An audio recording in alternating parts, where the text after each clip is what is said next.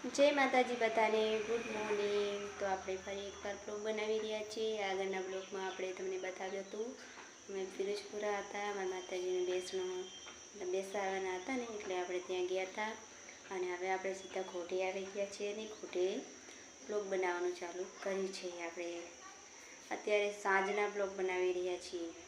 થોડું ઘણું કામકાજ કરીને જુઓ, કચરો વાળીને આજ તો થયું। ચલો લાવો બ્લોગ બનાવો। વ્યૂઝ તો નથી આવતા પણ બનાવી નાખીએ। તો સૌ પહેલાં તો હું બનાવી રહી છું અત્યારે એક ડ્રેસ, તેનું કટિંગ કરી રહી છું। ચલો તમને બતાવું। હા છે ડ્રેસ,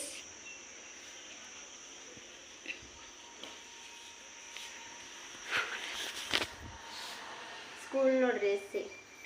અમારી નજીક ઓરમાળા નિશાળ છે ને, ત્યાં છે। તો ચલો આપણે કટિંગ કરી લઈએ।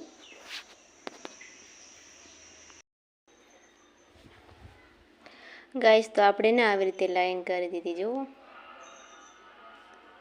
આ પ્રમાણે કટિંગ કરી નાખવાનું છે। કોલરવાળો બનાવવાનો આપણે, આ જેવી રીતના આપણે લાઈન બનાવીને એ ત્યાંથી કટિંગ કરી લઈશું।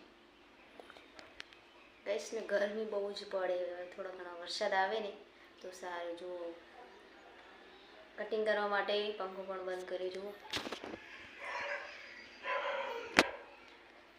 પંખો ચાલુ રાખો તો બધું ઉડી જાય, કપડું રહે જ નહીં બરાબર।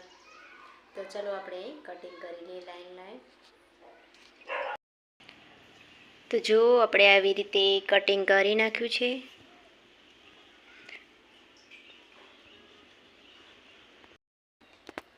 ગાઈસ, તો આપણે ડ્રેસને કટિંગ કરી નાખ્યું છે। હવે આપણે થોડું ઘણું સીવી નાખીએ અને હવે પંખો ચાલુ કરી દઈએ, કેમ કે તાપ બહુ છે। તો ચલો આપણે સીવી નાખીએ થોડું ઘણું। ગાઈસ, તો આપણે સીવાનું બંધ રાખ્યું છે, કેમ કે જુઓ તમે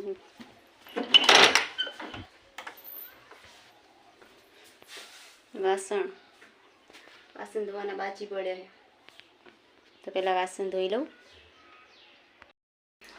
ગાઈસ ને આપણે વાસણ ધોઈને પછી મસ્ત મજાના નાહી નાખ્યા છીએ। તો હા ગાઈસ, જે આપણે ડ્રેસ સીવી તો સિલાઈના પૈસા આવ્યા 300 રૂપિયા, આપણા માટે બહુ કહેવાય। એક બાકી છે જે આપણે વિતરણ હાને સીવવાનું હોય ને, કાગળ આપણે સીવ્યું હોય ને, એના સિલાઈના પૈસા આવ્યા।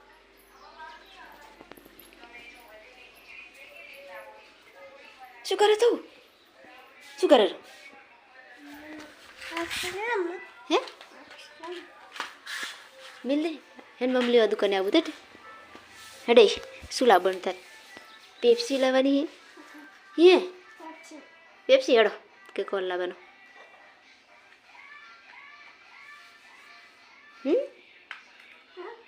કરીએ હે